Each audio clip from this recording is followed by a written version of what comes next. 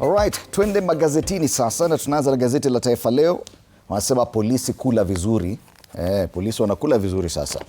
Serikali yatekeleza awamu ya mwisho ya nyongeza ya mishahara, maconstable wakivuna. Sema maafisa wa polisi wa ngazi za chini ndio watanufaika pakubwa na nyongeza ya mishahara chini ya mageuzi yanayoendelea katika sekta ya usalama, ambapo maconstable watapokea ongezeko kubwa zaidi. Habari kamili kwenye ukurasa wa pili wa gazeti hili la Taifa Leo. Tuangalie wanasema nini. Maconstable wanapata nini sasa? Pale mishahara ya polisi na NYS sasa kuongezwa. Sikujua NYS wanapata mishahara pia. Lakini anyway, kila siku, every day you learn. Sasa afisa wa juu zaidi katika polisi atapokea shilingi 345,850 kwa mwezi kutoka 289,000 na shilingi 90. Ongezeko la 20%. Hapana pesa mbaya hiyo. Good money. Some good money. Turejee kwenye kurasa wa mbele wa gazeti hili. Vidokezo zaidi, majonzi tele katika ibada ya mbunge. Ni familia na marafiki wa mbunge wa Emuru wa Dikirĩ Yohana Ng'eno walihudhuria ibada ya wafu jijini Nairobi hapo jana. Habari zaidi, kaunti ya lilia shilingi bilioni 1.2 zilizokwama. Mamlaka ya afya ya jamii au kipenda SHA inadaiwa na kaunti ya Mombasa bilioni 1.2. Na SHA ilikuwa imekwama wiki hii. Nilisikia walisema there was an outage. Masuala ya Iran yaanza kumwaga Ayatollah. Iran yaanza hafla ya siku 3 ya kuaga Ayatollah Ali Khamenei aliyeuawa Jumamosi akiwa na miaka 86. Pale juu, serikali kufuliza shilingi trilioni 5.9 katika miaka mitatu. Wanasema kila mwaka this administration will be borrowing about 2 trillion shillings. So in 3 years, 6 trillion shillings. If our current debt level is at, they say 11 trillion. So we're going to get to about 17 trillion. Not bad. Hata tukilipa kidogo tutakuwa tunachezea hapo 15 trillion. Hapo tu hapo. Maswala ya spoti, Liverpool si kitu mbele ya Wolves. Mabao mawili dakika za jioni ya kweza wavutamkia Wolverhampton. Wolverhampton, you know, they're fighting relegation. So that's the worst team to meet at any point right now. Because they will fight with all they have. And that's exactly what's happening to all these teams. Remember hata vile walifanyia Arsenal. Haikuwa rahisi. Haikuwa rahisi. Karibu tukanyage. Haikuwa rahisi. Lakini sisi ni nani? Gazeti la Taifa Leo. All right, Daily Nation, same story, but I really love the headline on the Standard today. We'll be coming to that. It's my favorite. Linda Mwananchi, we smell a rat. Linda Mwananchi wamesema they smell a rat. Fight back, stung by the revelation of a formal bid to transform their campaign slogan, Linda Mwananchi into a party. An ODM faction allied to embattled Secretary General Edwin Sifuna has petitioned the registrar of political parties to reject the application, stating it has been lodged without their knowledge. The group that includes Siaya Governor James Orengo and Embakasi East Member of Parliament Babu Owino argues registration of the party named after the populist movement would expose the public to fraudsters. Resistance National Assembly's Defense Committee Chair Nelson Koech claims slogan evokes paramilitary imagery. Hii Linda Mwananchi imesumbua watu sana. I think so many people are bothered with that Linda Mwananchi because even the team led by Sifuna and Orengo say, okay, fine, they are not even behind the attempt to register it as a party. So someone else is trying to do it. And even immediately there was this attempt to register the party. There were claims by ODM that our watu wanataka kutoka ODM ndo maana wanaenda kuregister chama chao. Although yesterday I saw the acting SG dismissing talk around anything to do with Linda Mwananchi. But it's this angle by the National Defense Committee Chairperson Nelson Koech that's interesting. Because it says it sounds like paramilitary imagery. I'm sure he's equating it to Linda Nchi campaign when KDF was in Somalia. That was called Linda Nchi. So sema Linda Mwananchi ina sound kama jeshi wanaenda vita. Jamani. Movement. Watu wamesema wao ndio Sifuna. There's a story covered on page 4 and 5 extensively. And of course, just to mention, the Koech, he says, that it is the exclusive mandate of national security agencies, including the National Police Service and KDF, to secure the citizenry and defend the nation. So he referenced Kenya's past military campaign, Operation Mwananchi, suggesting that political formations adopting similar language may inadvertently evoke paramilitary imagery. Ati si kazi yao kulinda mwananchi. Hiyo ni kazi ya polisi na jeshi. Lakini siku nalo analinda ground. Sai, you know, sai kama mtu anaitwa Linda hii Kenya. She has suffered. You're trending. Linda every now and then. That's the main story on the front page of the Daily Nation this morning. But that story on pay rise has also been given prominence here. Pay rise for police, prisons, police, and of course prisons officers. And the final installment of a 3-year salary increment for National Police Service, Kenya Prison Service, and National Youth Service officers will be implemented in July, with the entry-level pay for new police recruits set to rise by 44%. This is a very good boost. Good news for the police officers. Wanapewa at least shukrani, a tap on the back. State to borrow 2 trillion shillings annually over 3 years. We've talked about that story.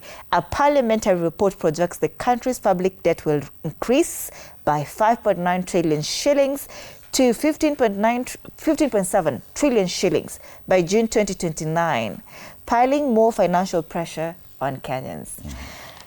And there's also good news here. It's just nice if we mention it. Fruitful Kenya Pipeline IPO fetches 106 billion shillings.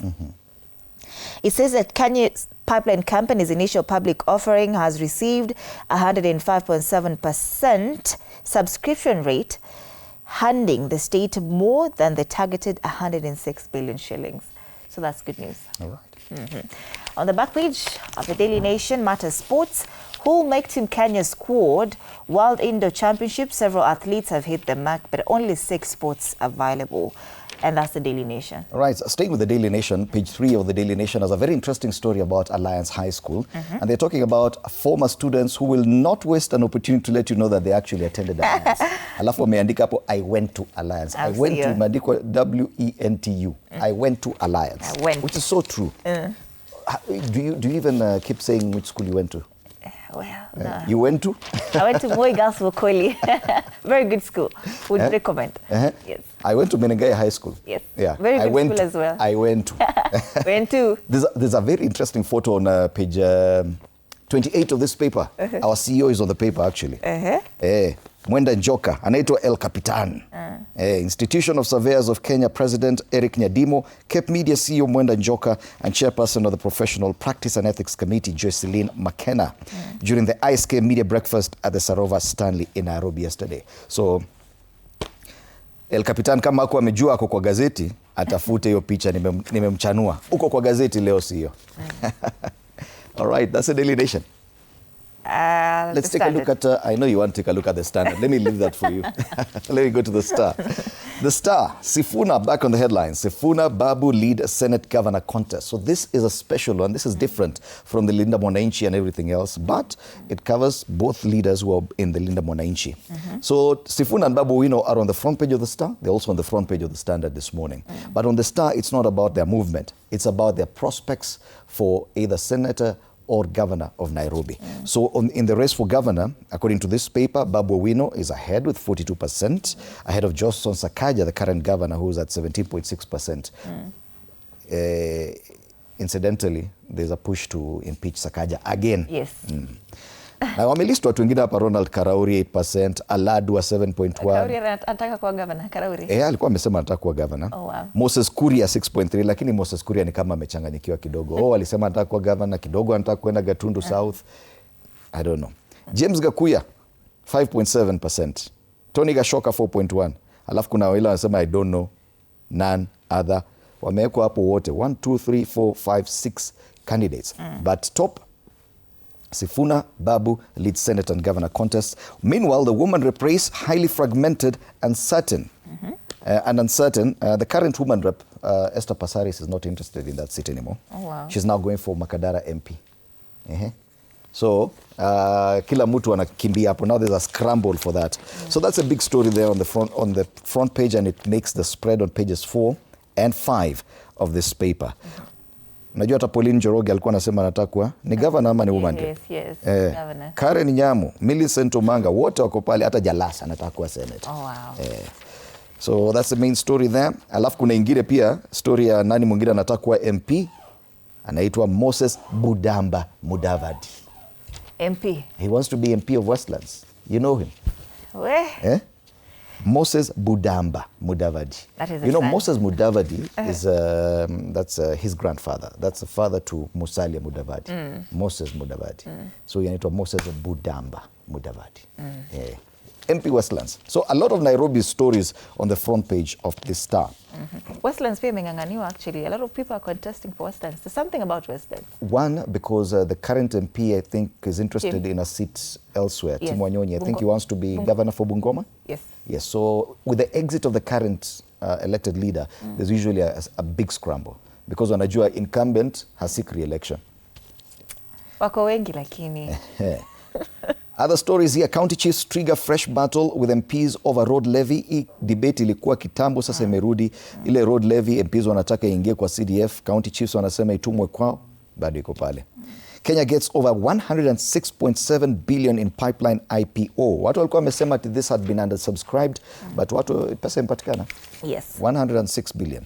Meanwhile, pale juu, Zani team gives Ruto 61% score on deal with ODM. This is a team that was formed to take a look at the progress of the 10-point agenda that was signed a year ago. Today's 5th. So in 2 days' time, we mark exactly 1 year since the signing of that deal. Ile ilikuwa na 10-point agenda. So far, 61% according to Zani. So, but tutangoja tuone. Ile dawa za HIV, Uganda and Tanzania now say they will also launch the drugs very soon. That's on page 2. But I thought walikuwa shaandika kwa magazeti yao that ilikuwa inaingia. They were to receive. Yes. Okay. So they finally received. They're going to launch very soon. Yes. And that's the Star. All right. Fresh, independent, different. You can grab yourself a copy of this one for only 60 shillings here in Kenya. Let's talk about Ruto's Panaga, the Standard. That's how the Standard calls her this morning. Sycophant. Is ODM being repackaged as President William Ruto's 2027 campaign machine? As party chair Gladys Wanga openly drums up support for Ruto's re-election, seemingly at the expense of the party she leads. Insiders whisper of a high-stakes gamble that could trade the soul of the Orange Democratic Movement for a shot at the deputy presidency. With her monstrosity moving without breaks, it is only a matter of time before the Raila party faces its moment of reckoning. The Standard has covered this story on the front page, page 6 and page 7. Gladys Wanga has been very, very loud and vocal about ng'ombe kukatwa mara mbili, not once, not twice. Every time she opens her mouth, yo ng'ombe, tunaikata moja 50 to ODM 50 to UDA. And she's always talking about the deputy president seat, not even the presidency. So she she already knows that. She's very consistent. This is the consistency for me. But let's be fair to her, because this debate, I think, was started by the president himself, President William Ruto. Even when Raila Odinga was still alive, when he said, and he suggested that probably going forward, the next presidential running mate or the deputy president should be of the other gender. Like if the president is a man, the deputy should be a woman. It's a president who suggested. Then now he started hobnobbing with Raila Odinga, and people said, okay, fine. So probably he's targeting that to attract ODM his way. And everyone knew then it's Gladys Wanga who's going to be deputy president. Or running mate at least. People are assuming. People assumed a lot. Because Gladys Wanga has not said she wants the deputy presidency seat herself. And I think this is an attempt by the Standard to reintroduce that debate. Remember, it was now domiciled around Mount Kenya, with MPs saying, no, that seat is ours. You cannot touch Kindiki. Kindiki is ours. Kindiki is ours. Sisi ndio Kindiki. No, they did not say that. Kindiki is ours. Now, I think that thing had died down with ODM now insisting on zoning and not the running mate position. But the Standard, by doing this, they reintroduce that debate effectively. Why are they talking about maybe going for the presidency seat? Because this is something that has also come up. That kwani pale ODM, there's no one who can vie for presidency, who can lead the nation. But then again, that would appear to challenge directly William Ruto, who's the incumbent. If at all you're planning for a coalition, huwezi kuja kusema tunakuja coalition wewe tukutoe tuingie hapa. Unajua coalition imeanza juzi. This is not something that was there when Raila Odinga was alive. So do you agree that With the Standard, Ruto's panaga, ni yeye anajaribu kufix? I don't know. Wameskuma kiasi. That headline wameskuma kiasi. So the strategy that the Standard talks about, Wanga is actively campaigning for President William Ruto's re-election in 2027, signaling a strategic partnership between sections of ODM and UDA. Analysts suggest Wanga may be positioning herself for a higher office, potentially the deputy presidency, leveraging her influence within ODM. So ni kama anajikampenia. Ni yeye interest zake. Well, ni the Standard. Power is taken.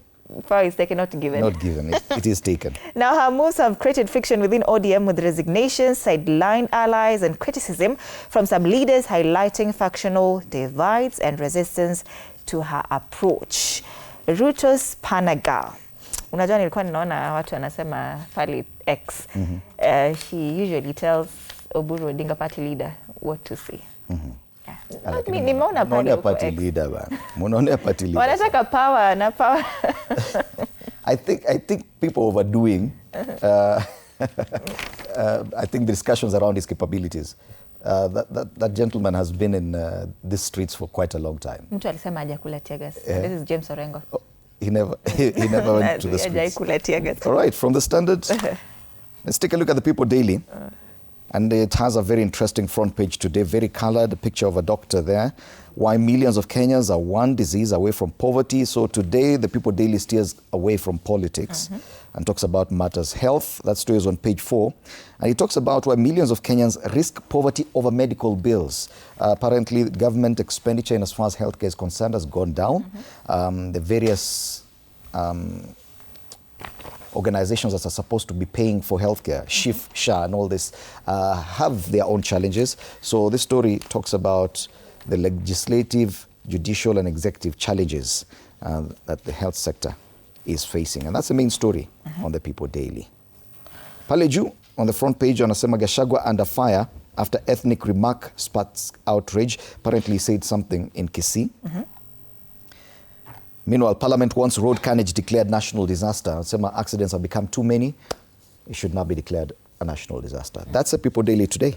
Business Daily, banks and CBK fight over CS nod for cuts in loan rates. A fallout is looming between the CBK and commercial banks following a fresh regulatory order for lenders to immediately cut their lending rates after changes to the benchmark rate and get approval from the Treasury Cabinet Secretary, that is John Mbadi. This is a story on page 2 of the Business Daily this morning.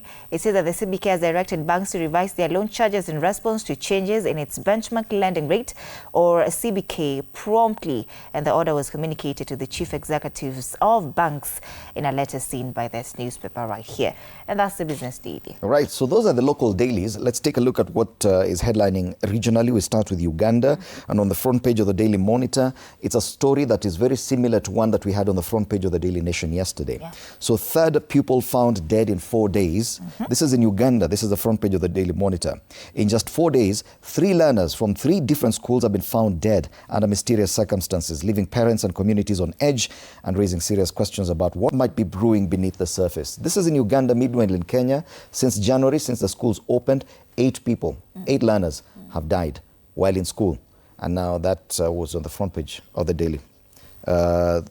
Yes, in Kenya, 8 have died so far. In Uganda, 3. In 4 days. The frequency is too high. The other story given prominence on the front page of the Daily Monitor is the election of the Speaker of Parliament. So anasema it's Among versus the rest. Anita Among, the current Speaker, is seeking re-election for the same position, but she's being challenged by about 5 other people. So in total, 6 candidates for Speaker of the 529-member Parliament. They have so many members of Parliament, 529 for a country the size of Uganda. We have about 349 combined Senate and the National Assembly, I think. Anyway, so that's the Daily Monitor. I thought you were going to say it's the rest among and no, among. It's among versus the rest. So it's the rest and among is among them. New Vision talks about Among. Museveni signs Among and Tayebo endorsement. And the New Vision says over 7 MPs have expressed interest in speakership race. The Daily Monitor is reporting 6 MPs. New Vision is reporting 7 MPs. That's a story on page 3. And Museveni commends CDF on retrieving UPDF history. That's the New Vision. All right. Let's cross over to Tanzania. And you see, they've been talking about a lot about what's happening in Iran with the fuel prices expected to rise. But today they're talking about the ESC on the front page of the Citizen. What change in ESC funding quotas means to members. Remember, apart from Kenya, all the other members of the ESC have arrears in as far as their contributions to the community is concerned. So alarmed by massive arrears in members' contributions, the East African community is proposing a revised system that would see each member contribute equitably in line with its economic position. Lakini sasa wanasema hivi. Sasa itakuwa ati nyinyi ni wanyonge, lipeni kidogo. Really? Kenya tu ndo wanalipa wanamaliza. What does that say about us? Ama ni sisi tunahitaji hiyo ESC sana. Anyway. That's the main story there. Other highlights, transporters seek safeguards amid fuel supply fears. So the fears over heightened or increased fuel prices, especially with what is happening in the Middle East, remaining on the front page of this paper in Tanzania. That's the Citizen. I love the headline on the front page of gazeti la Mwananchi. Nasema sintofahamu sheria ya raia kugonga treni. Now what this says is that hakuna mark or signs that a train is coming, right? So when a train ikikuhit in Tanzania, inasemekana ni umegonga train. Owino umegonga train. Na hiyo ndio imepita na wewe. Hiyo nimepita na wewe, so ni umegonga train. So what the people are saying is that kwa mujibu wa sheria ya reli ya mwaka 2017, ni kosa la jinai kwa mtu yeyote kufanya kitendo chochote kinachohatarisha usalama wa treni au abiria wake. Sheria hiyo pia inakataza kuvamia hifadhi ya reli bila ruhusa. Reli na maeneo ya pembeni ni mali ya shirika la reli, na mtu yeyote anayeingia au kufanya biashara bila kibali anakuwa ametenda kosa. So the trains are protected very much in Tanzania. Just know if a train hits you, wewe ndio umehit train. That's the main headline on the front page of Mwananchi this morning. All right, so those are the dailies, both regionally and locally. Let's take a look at the cartoons from our local dailies. We start off with the one on the People Daily.